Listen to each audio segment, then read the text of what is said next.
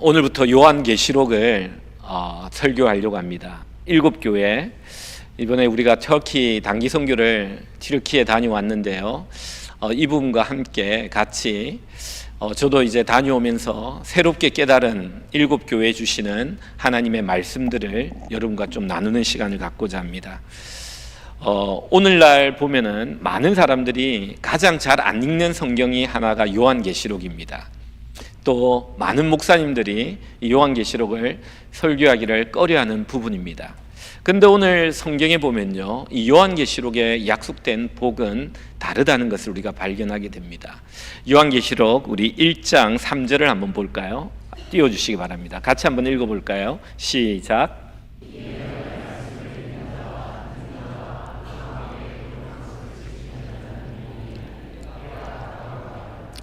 물론 이 예언의 말씀은 성경을 이야기하기도 하지만 좀 좁은 의미로 보면은 이 사도 요한이 이 요한계시록을 밤모섬에서 기록하면서 요한계시록을 이야기하고 있다는 사실을 우리는 알게 됩니다.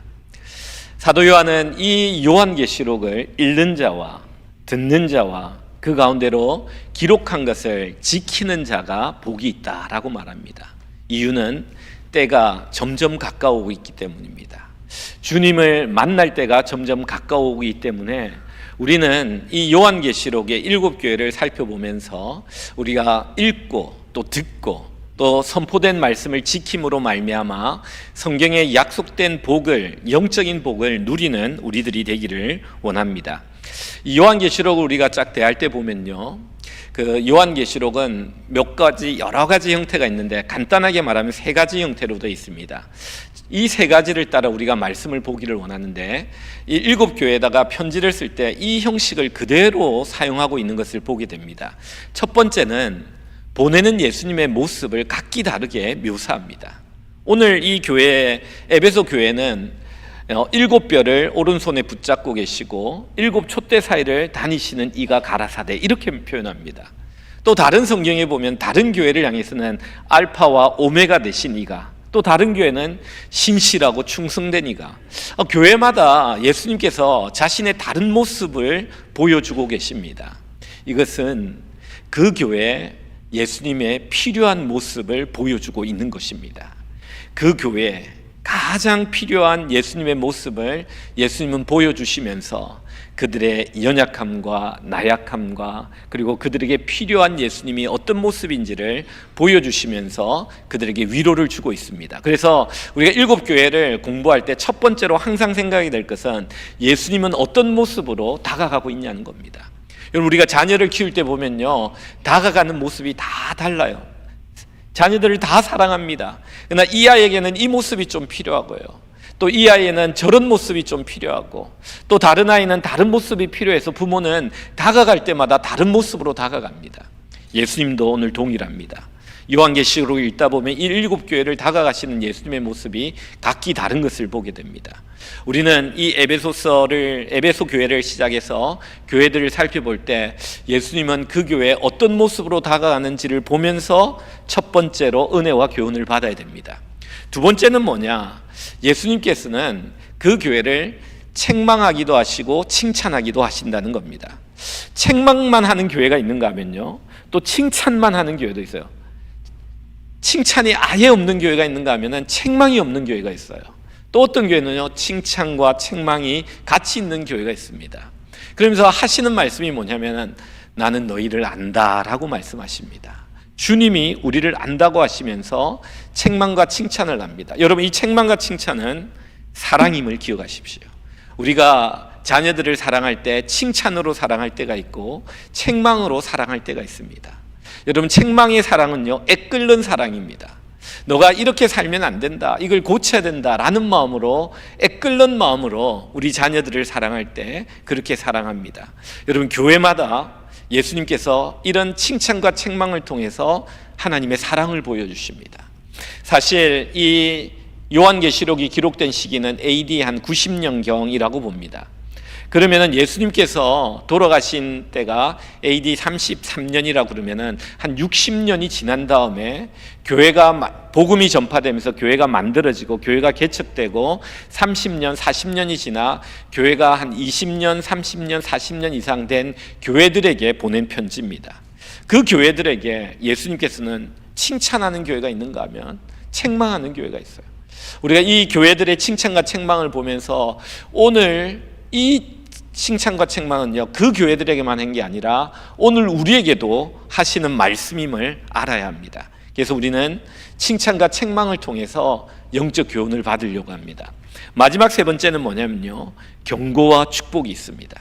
경고는 뭐냐면은 너희들이 이런 책망을 잘 회개하고 이기면은 너희들에게 놀라운 축복이 있을 것이다 라고 말합니다. 근데 만약에 이 경고를 따르지 않으면 너희들에게는 이런 저주가 있다라고 말하는 게 마지막 나오는 부분입니다. 그래서 우리는 오늘 이 본문을 볼 때 이 세 가지로 보려고 합니다. 첫 번째는 예수님의 모습, 두 번째는 칭찬과 책망, 마지막 세 번째는 경고와 축복에 대해서 예수님께서 특별히 이 사도 요한 밤모섬에서 유배를 당하고 있는 그에게 계시로 말씀해 주신 이 주님의 말씀을 살펴보면서 오늘 이 시대에 우리 교회 그리고 나에게 하시는 하나님의 은혜를 생각해 보고자 합니다. 먼저 첫 번째는 이 교회에 어떤 모습으로 예수님이 나타나시냐는 겁니다. 예수님의 모습은 이런 첫 번째 우리에게 주는 교훈은요, 너희들이 일하는 게 아니라 내가 일하고 있다라는 것을 우리에게 보여주고 있습니다. 우린 첫 번째로 꼭 알아야 될 것이 뭐냐면은 우리가 이 세상을 살 때 주님이 일하고 계신다는 것을 알아야 합니다. 내가 일하는 것 같은데 내가 일하는 게 아니에요. 주님이 일하십니다. 여러분 1절 한번 볼까요? 우리 1절 같이 한번 읽습니다. 시작.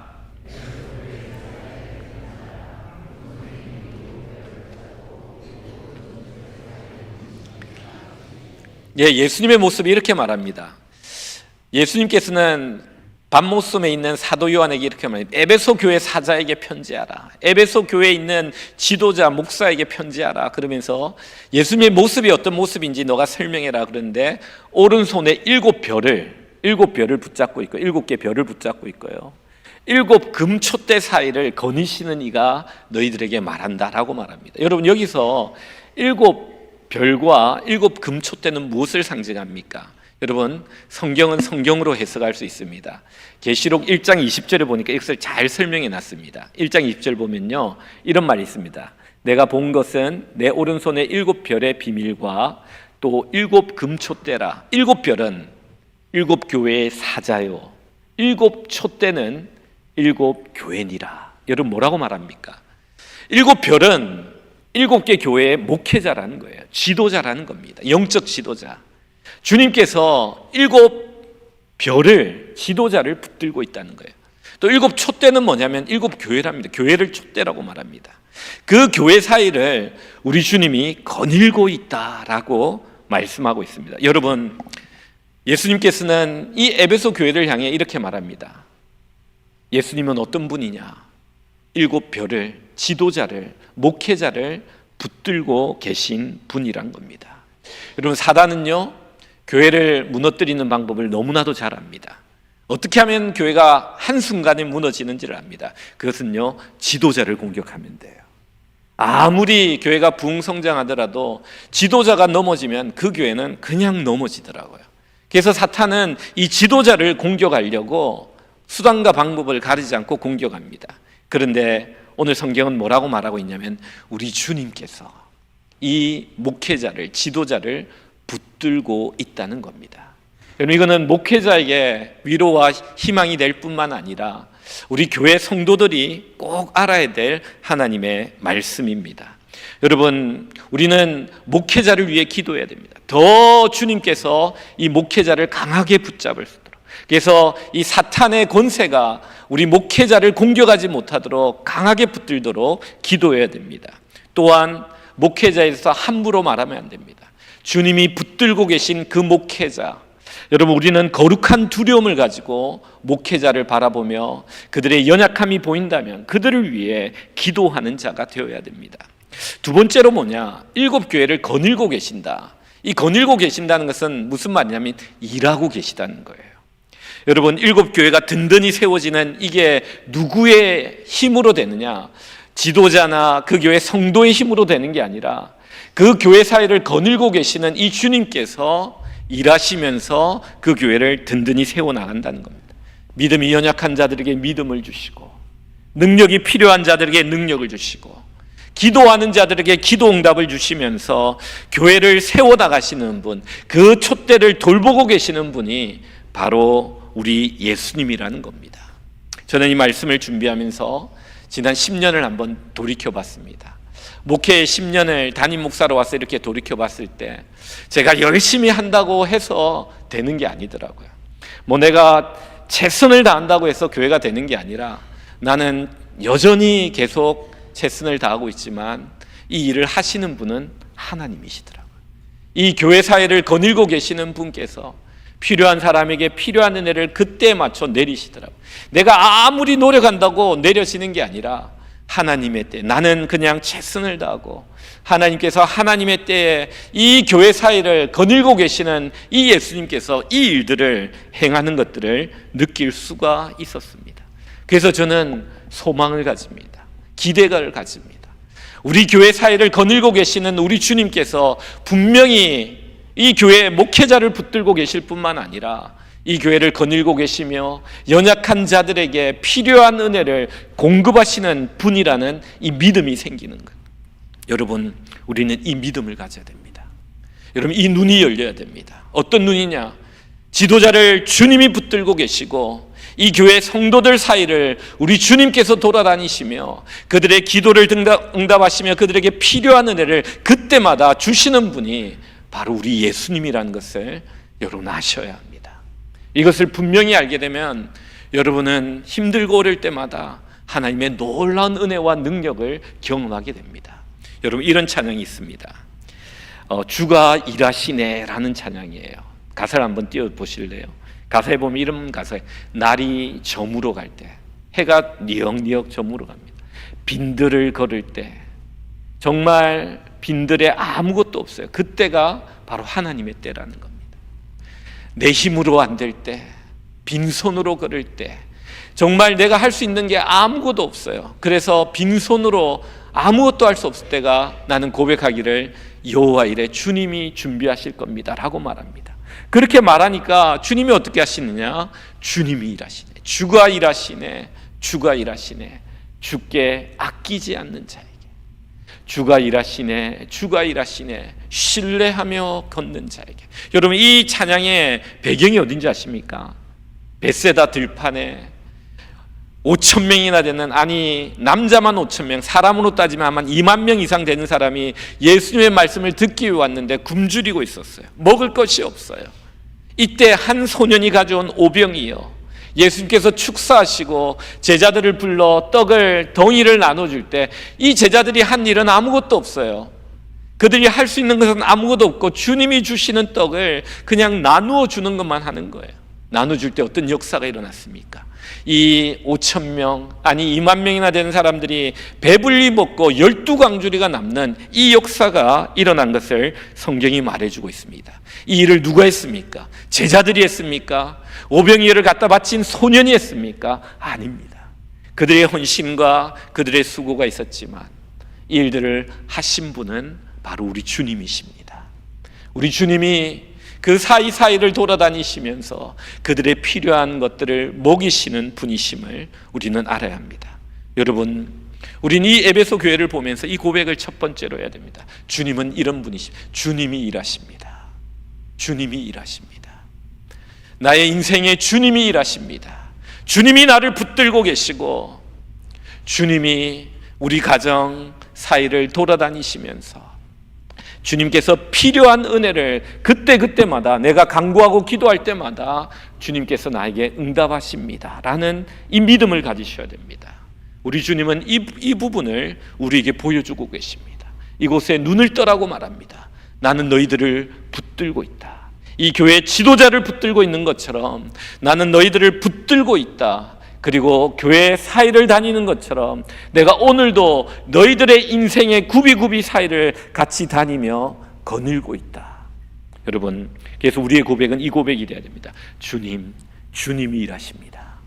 내가 일하는 것 아닙니다. 주님이 일하십니다. 여러분, 우리가 이런 고백을 할 수 있기를 원합니다. 두 번째는 뭐냐? 오늘 본문에 보면요, 두 번째로 칭찬을 하십니다. 우리는 먼저 칭찬에 좀 주목해 볼 필요가 있습니다. 주님이 아시는데 그의 모습을 압니다. 우리 3절에 보면 이런 말씀이 있습니다. 3절 한번 띄워볼까요? 또 내가 참고 내 이름을 위하여 견디고 게으르지 아니한 것을 아노라. 오늘 성경에 보면요, 아노라, 아노라 단어가 두세 번 나옵니다. 우리 주님은 우리를 아세요. 그럼 우리를 안다는 것은 얼마나 위로가 되는지 아십니까? 나의 슬픔과 고통을 알고요, 나의 진실과 나의 충성과 헌신을 아시는 거예요. 이건 너무 기쁜 일이에요. 위로가 돼요. 사람들은 몰라줘도 여러분, 주님이 아시는데 위로받으시기 바랍니다. 그런데요, 또 이 아신다는 것은 두려움이 됩니다.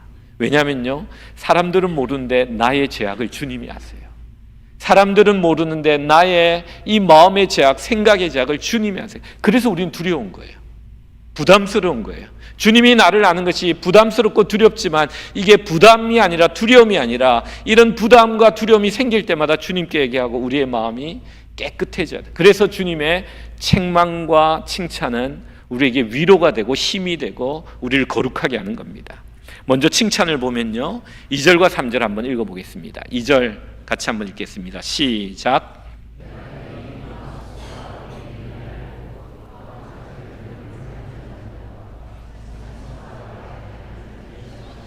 그의 거짓된 것을 내가 드러낸 것과 또 내가 참고 내 이름을 위하여 견디고 게으르지 아니하는 것을 아노라.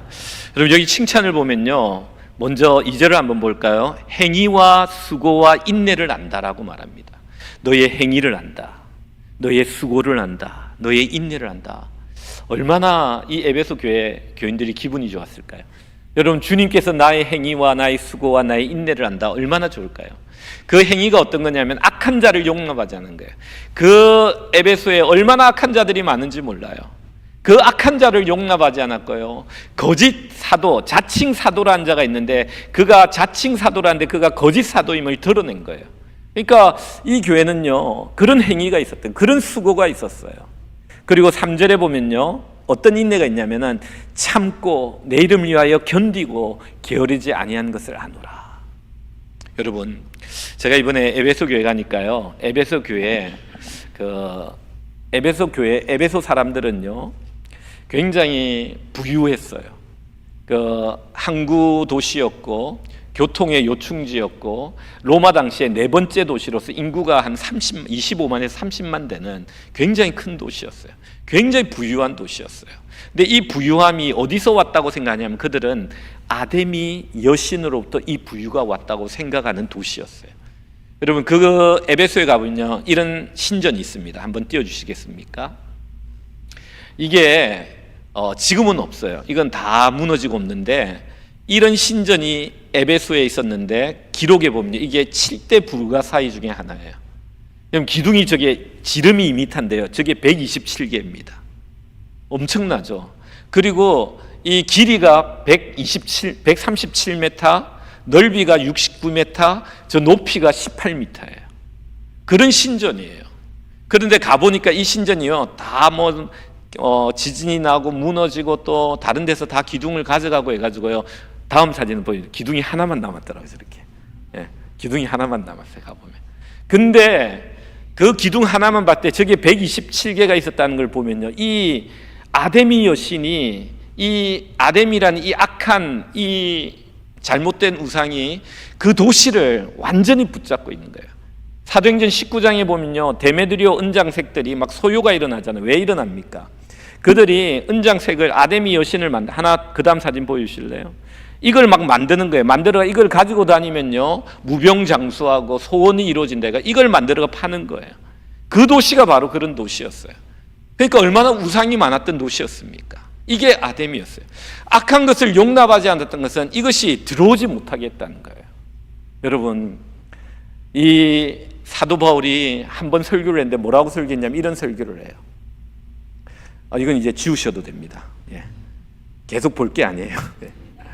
이 설교를 하는데 저런 손으로 만든 손으로 만든 것은 신이 아니다. 이 설교를 해가지고 이들이 들고 일어나가지고 장사가 안 되니까 소요 사태가 일어나가지고 이 바울 일행을 잡아가지고 연극장으로 데려가가지고 원형 경기장에서 막 죽이려고 했던 이런 일들이 일어났던 곳이 이곳입니다. 여러분, 이 에베소에 유명한 철학자가 있습니다. 헤라클레이토스라는 철학자인데요. 이곳 출신은요, 말하기를 이런 말을 했습니다. 띄워주실래요? 뭐라고 말했는지. 나는, 우리 같이 한번 읽어보겠습니다. 시작.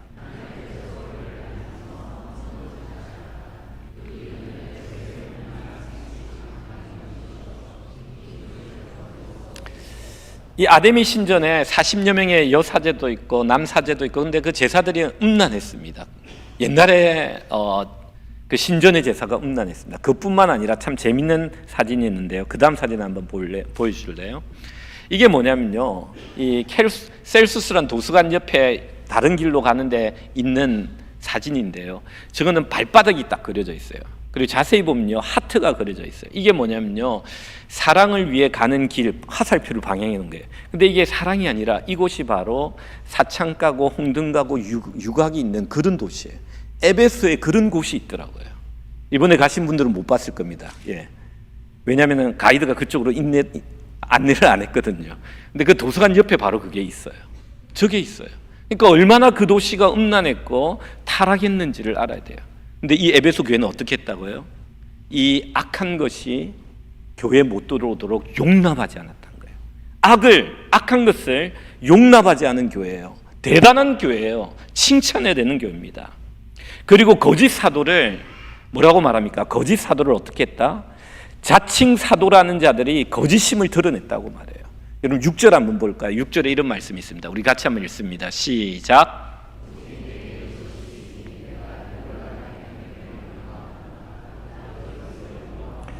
여러분, 에베소 교회에 이것이 있었는데 그게 뭐냐면 니골라 당의 행위를 미워한 거예요. 니골라 당의 행위는 뭐냐면요, 니골라는요 7 안수 집사 중에 한 명입니다. 스테반, 그 다음에 빌립 집사와 같이 이 집사 중에 한 명이 니골라란 이름이 있어요. 근데 이 사람이 영지주의 영향을 받아 이단이 됩니다.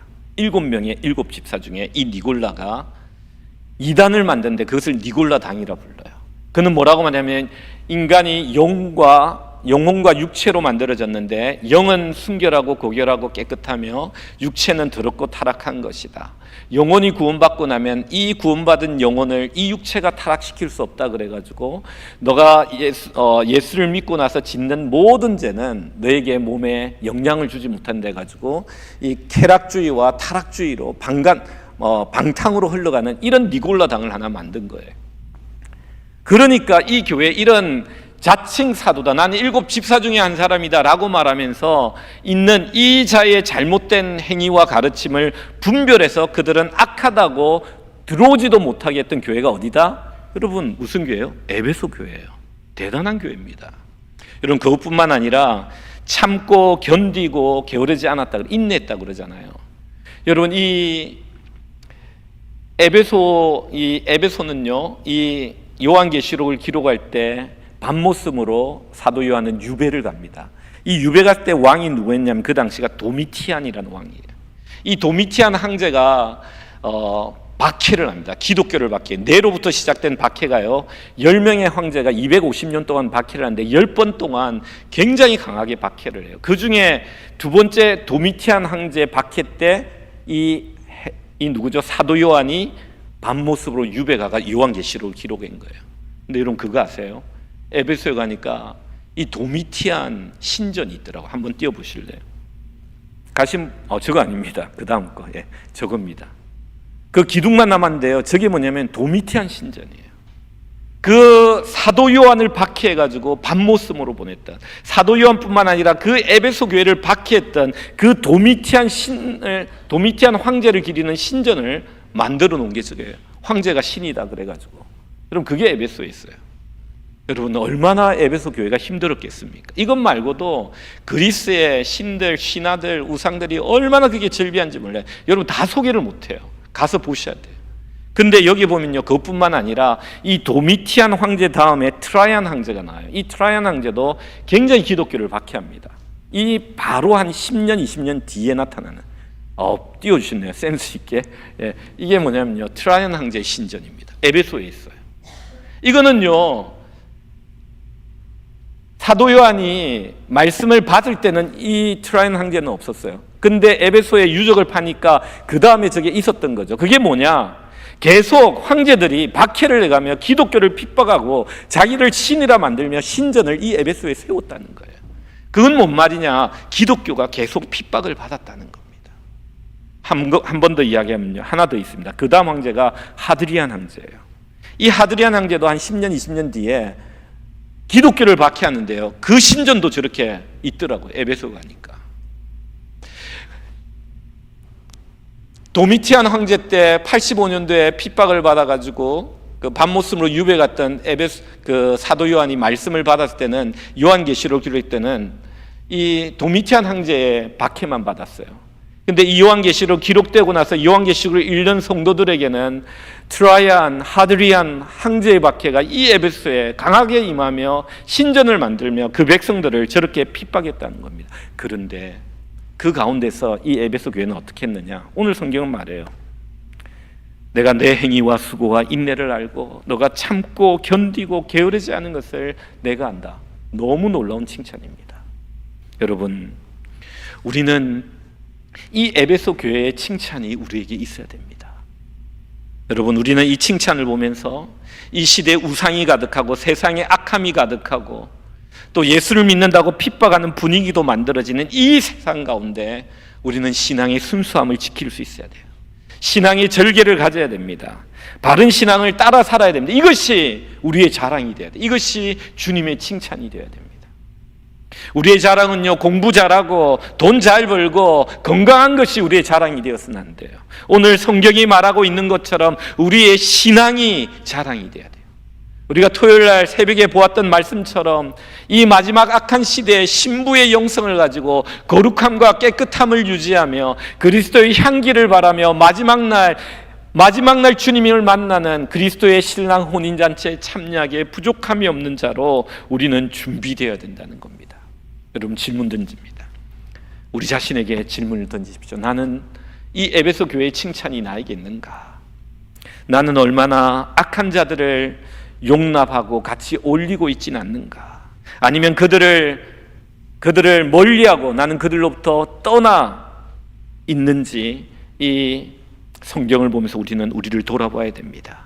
그리고 나는 주의 이름을 위하여 무엇을 참고 있고 무엇을 견디고 있고 이 핑계 저 핑계 대면서 사명을 게을리하고 있지는 않는지 우리 자신에게 질문해야 됩니다. 에베소 교회가 받았던 이 칭찬이 우리의 칭찬이어야 합니다. 꼭 기억하십시오. 에베소 교회가 받았던 칭찬, 그는 신앙이 자랑이었어요. 여러분, 우리가 이 땅을 살면서 나의 자랑은 십자가가 되고 신앙이 되어야 되고 하나님이어야 됨을 믿으시기 바랍니다. 여러분, 이것이 우리의 자랑이 되어야 되는 거예요. 자, 그런데요, 이 에베소 교회가 이런 자랑이 있었는데 또 책망을 받습니다. 어떤 책망을 받는지 우리 한번 볼까요? 4절 봅니다. 4절 같이 읽습니다. 시작. 여러분, 그에게 책망할 것이 있는데 처음 사랑을 버렸다는 거예요. 여러분, 우리 주님은요, 그 사람의 행위만 보는 게 아니라 그 사람의 속마음도 보시는 분임을 아시기 바랍니다. 그의 차갑게 식은 마음을 우리 주님이 보셨습니다. 사랑 없이 행하는 그들의 행위와 수고와 인내를 보며 책망하고 있는 모습을 봅니다. 우리 주님은 껍데기만을 원하는 분이 아니세요. 그 마음을 원하시는 분입니다. 여러분, 우리 자신을 돌아봐야 됩니다. 성경은 또 이렇게 말합니다. 5절 한번 볼까요? 5절 한 번 더 읽습니다. 시작.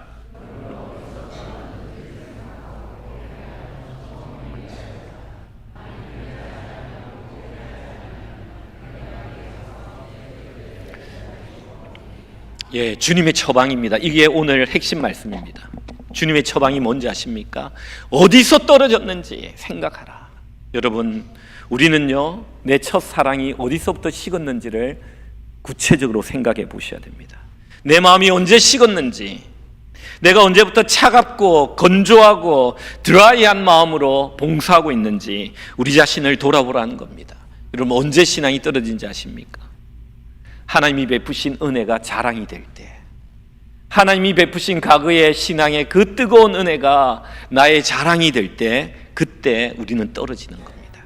여러분, 그 신앙이 자랑이 될 때 그것으로 사람을 판단하고 그것으로 사람을 비판하다가 내가 하나님의 자리에 올라가는 거예요. 예를 들면 이런 거예요. 아, 내가 그때 다 해봤어. 그때 뜨거웠지. 열심히 했어. 그때 새벽을 깨우면서 새벽 기도를 얼마나 했는지 몰라. 이런 것들이 자랑이 되는 거예요. 하나님의 은혜로 주신 건데. 그러면서 그것을 가지고 다른 사람을 판단하는 거예요. 내가 하나님의 자리에 마음이 차가워지는 거예요. 여러분, 이 에베소 교회는요, 굉장히 뜨거웠던 교회예요. 사도 바울이 처음에 갔을 때 12명의 사람이 있어서 그들을 데리고 세례 요한의 세례를 알고 성령의 세례를 모를 때 그들을 가르칠 때 성령이 강하게 임합니다. 이 에베소 12명의 성령이 강하게 임하면서 오순절 사건과 같은 방언과 놀라운 성령의 역사가 일어나고 사도 바울이 이적을 행하며 사람들을 이제 말씀을 전하기 시작합니다. 회당에서 3개월 전일 때 사람들이, 해당의 유대인들이 반발을 하기 시작합니다. 그래서 그는 두란노 소원으로 옮겨 2년 동안 그곳에서 말씀을 가르치킵니다. 여러분, 이때 어떤 일이 일어난 줄 아십니까? 은 5만이나 되는 양의 마술책을 그들이 불에 태웁니다. 은 5만이나 되는 마술책을 그들이 불에 태워요. 여러분, 마술을 하는 사람들이 은 5만이 되는 그 많은 마술책을 다 태워버린 거예요. 이거 가짜다 그러면서 하나님 앞에서. 이 역사가 일어났던 곳이 바로 에베소입니다. 아까 우리 큰 기둥 같은 셀수스 도서관 보셨죠? 거기가 많은 학자들이 두란노 소원이 있었던 곳이라고 추측합니다. 저거는 117년에 지어졌는데 바울이 살게 때는 한 50년에서 60년 되기 때문에 50년대였기 때문에 그 전에 저 앞에 아마 두란노 소원이 있었을 것이다 라고 학자들은 봅니다. 저기에서 2년 동안 말씀을 가르쳤을 때 그들이 마술책을 가져와가지고 불에 태웠던 도시가 바로 에베소였어요. 그들은 이런 은혜를 받았어요. 이런 뜨거움이 있었어요. 그런데 이 은혜가 자랑이 돼요. 마음이 식어지기 시작했던 거죠. 여러분, 이 교회 또 이 에베소에 어떤 일이 일어난지 아십니까? 사도 바울이 이야기할 때 이런 말을 합니다. 너희들은 사람이 손으로 만든 것은 신이 아니다 라고 했을 때 데메드리오 은장색을 소유가 막 일어나요. 그럴 때 바울 일행 가이오와 한 사람을 데리고 어디로 갔는지 연극장으로 갔다는데 그 연극장 한번 띄워주시면, 원형 경기장 한번 띄워주시면, 저기에 가보면요 3층으로 되는데 저게 2만 5천 명에서 3만 명이 들어갈 수 있는 그런 경기장입니다. 지금 발굴된 유적지 중에 최고의 유적지예요.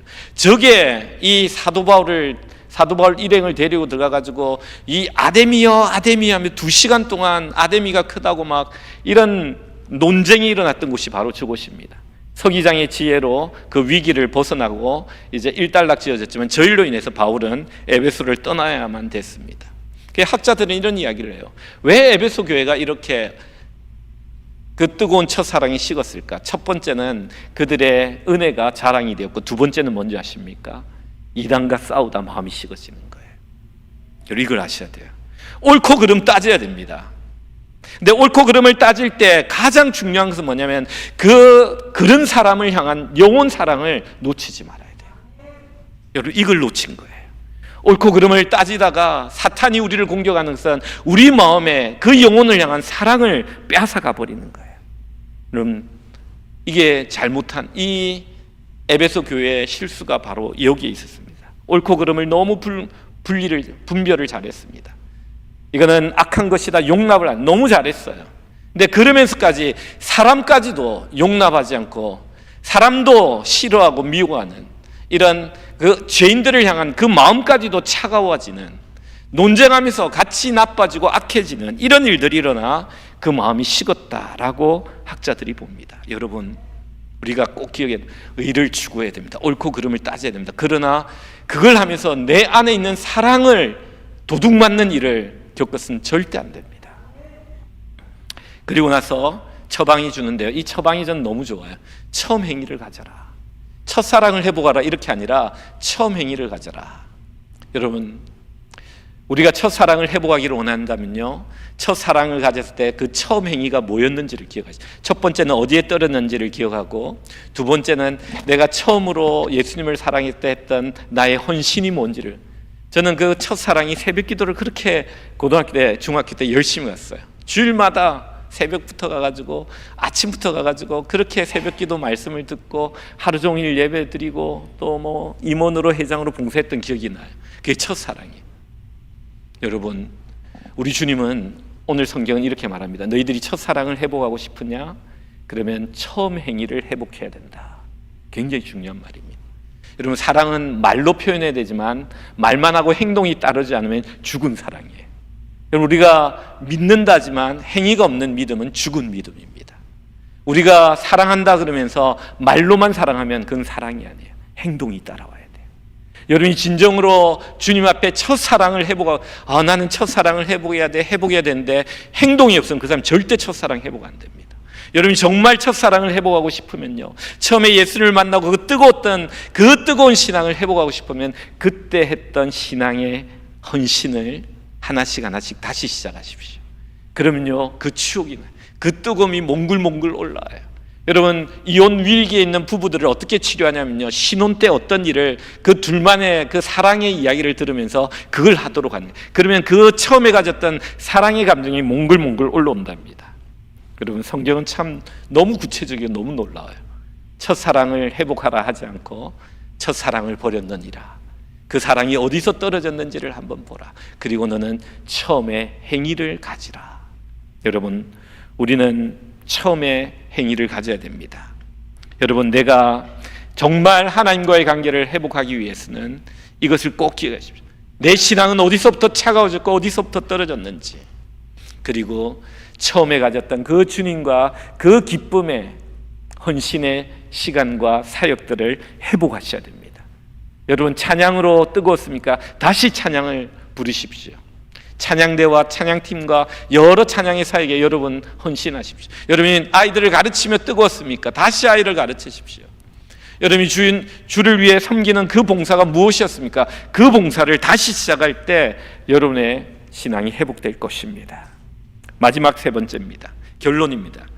하나님께서 이렇게 할 때 경고와 축복을 주는데 경고는 이렇게 말합니다. 너희들이 니고라 당처럼 회개하지 않으면 촛대를 옮길 것이다 라고 말해요. 5절 끝부분에 보면요, 촛대를 옮긴다라고 말해요. 그리고 6절에는 뭐라고 말하냐면 니고라 당을 너희들이 미워하느냐? 나도 미워한다. 이 말이 뭐냐면요, 니골라 당들이 있다는 거예요. 오늘날 니골라 당들이 누군지 아십니까? 여러분, 일주일 동안 죄를 막 짓고 주일 와서 예배 드리면서 나는 천국 갈 수 있다라고 생각한 사람이 오늘날 니골라 당이에요. 좀 그걸 아셔야 돼요. 나의 마음이 식었고 내가 죄악 가운데 여전히 거하면서 내가 잘못된 니골라 당의 교리를 받으면서 내가 구원받을 수 있다 착각하는 것이 바로 오늘날 니골라 당의 모습일 수 있다는 겁니다. 교회는 이렇게 말합니다. 귀 있는 자는 교회가 성령에게 하는 말을 들으라고 말합니다. 성령이 교회들에게 하시는 말씀을 들으라고 우리는 들어야 됩니다. 우리가 어디서 떨어졌는지를 깨닫고 처음 행위를 가지라고 말합니다. 그렇지 않으면 이 촛대를 옮기겠다고 말합니다. 여러분, 사랑이 없으면 교회는 촛대가 옮겨지는 존재란 것을 아셔야 돼요. 여러분, 고린도에서 사도 바울은 고린도 교회 문제가 있을 때 에베소에서 고린도 전서를 기록합니다. 에베소에서 고린도 전서를 기록해요. 그리고 밤모섬에 가서 요한계시록을 기록하고 밤모섬에 돌아와서 그는 요한복음과 요한 1서, 2서, 3서를 기록합니다. 사랑에 대한 이야기예요. 그가 고린도전서 13장에 뭐라고 말하고 있는지 한번 볼까요? 13장 1절부터 3절 우리 같이 한번 읽습니다. 시작.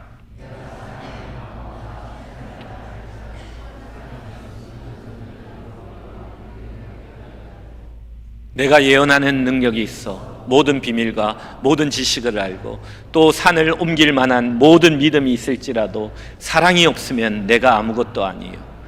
내가 내게 있는 모든 것으로 구제하고 또 내 몸을 불사르게 내줄지라도 사랑이 없으면 내게 아무 유익이 없는. 여러분, 이걸 아셔야 돼요. 오늘 결론이 이겁니다. 여러분, 우리에게 사랑이 없다면 주님은 촛대를 옮기십니다. 반대로 우리에게 사랑이 있다면 하나님이 어떤 약속을 주시는지 아십니까? 7절 봅니다. 하나님의 약속입니다. 시작. 기 있는 자는 성령이 교회들에게 하시는 말씀을 들을지어다. 이기는 그에게 내가 하느님의 낙원에 있는 생명나무의 열매를 주어 먹게 하리라. 여러분, 이 생명나무 열매는요 낙원에 있다고 합니다. 이 낙원에 있는 건요 아담과 하와가 죄를 지음으로 쫓겨남으로 말미암아 먹지 못했던 생명나무예요. 천사들이 하영금을 가지고 문 앞을 지키고 죄지은 아담과 하와가 죄지은 상태로 이것을 따먹어 영생하지 않도록 그 에덴에서 쫓아내고 그 문을 지키던 곳이 낙원에 있는 생명나무의 열매입니다. 그런데요, 우리 주님이 이 땅에서 첫사랑을 회복하고 그 사랑으로 하나님을 사랑하고 첫 행위를 회복하고 그리고 다른 사람들을 사랑하는 자들에게 이기는 자에게 무엇을 주시느냐? 저 천국에 있는, 저 낙원에 있는 영생하는, 그걸 먹기만 하면 영원한 생명이 그 안에 들어오는, 영원한 기쁨이 들어오는 그 영생의 생명나무 열매를 허락하신다는 거예요. 이 땅에 살지만 우리는 그 열매를 먹고 우리 안에 죽지 않는, 살아서 믿는 자는 영원히 죽지 않은 이 생명, 이 영생을 가지고 살아가는 존재가 된다는 겁니다. 어떤 책에 이런 책이 있어요. 사랑으로 소문난 교회. 책 제목이 너무 좋아요. 우리 교회가 그렇게 되기를 원합니다. 여러분이 그렇게 되기를 원합니다. 여러분, 이 에베소 교회를 보면서 우리 자신들을 돌아보고 정말 주님이 말씀하고 있는 그 처음 사랑, 주님을 뜨겁게 사랑했던 그 사랑, 그리고 주님을 그렇게 뜨겁게 사랑하며 섬겼던 그 처음 행위를 우리가 회복함으로 말미암아 정말 저 하늘의 영생의 생명의 나무 열매를 먹는 모든 성도님들 되시기를 주님의 이름으로 축원드립니다.